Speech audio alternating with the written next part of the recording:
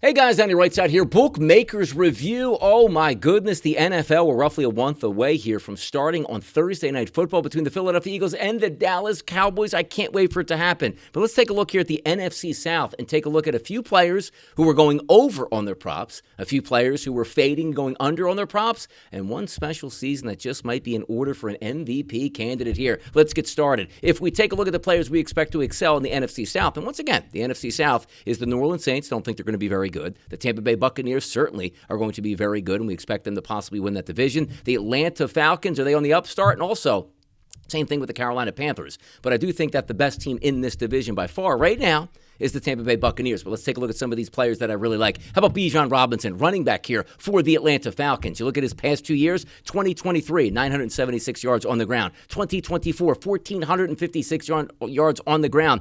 Year number 3, use them or lose them. We're going over 1,200 and a half rushing yards at a minus 114 price for Bijan Robinson. The centerpiece of that backfield on turf, should be able to get loose at any time. And by the way, has played 17 games in the first season and second season. So a durable running back here. A huge year number 3, the expectations for me. Let's keep it on the ground here in the NFC South. Let's go to Carolina. Chuba Hubbard. The one thing that we know about Carolina is they've been a bad football team. And it's amazing that when you don't win football games, you can still run for over 1,000 yards. Chuba's 2023 rookie season ran for 902 yards here. Year number 2 in 2024, how about 250 carries for 1,195 yards, good for 4.8 yards per carry and 10 touchdowns on the ground. Over 950 yards for Chuba Hubbard at a minus 114 price. Let's get to the wide receiver position. I'm actually going to head back to Atlanta here and Michael Penix. I think that offense is going to be able to move the football here. And the one thing I do like there is Drake London has really been able to step up. Young wide receiver coming into his 4th NFL season. Year number 1, 866 yards. Year number 2, 905 yards. Year number 3, 1,271 yards. You take a look at Drake London's numbers here for 2025. That's 1,125 and a half yards. We're going over here. A big season down there in Atlanta for Drake London. Take a look at a couple fade guys here. You're not going to believe this one.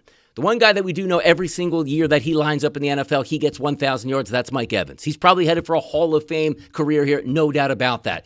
But his number is suspicious here. His over-under on the season is 950 and a half yards. Sonny gets 1,000 every single year. Injuries will take its toll. Aging veterans, it'll take his toll. Chris Godwin's still on that football team coming back from an injury, as well as Emeka Egbuka, who they drafted from Ohio State early in the draft to help fortify that wide receiving group. Mike Evans will have a good year. I'm going to fade Mike Evans this year under 950 and a half receiving yards at a minus 114 price. Let's head over to a running back here in the NFC South, which I don't expect a lot of action in New Orleans. You take a look at Alvin Kamara.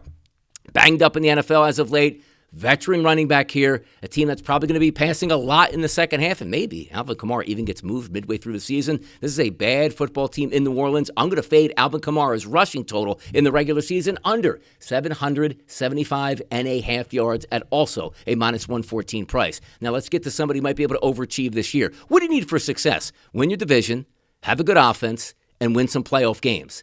That's a recipe for success. That's what Baker Mayfield's been doing the past couple years in Tampa. So forget about his touchdown passes, his interceptions that he might throw, or even, let's just say, the total yards that he will throw for.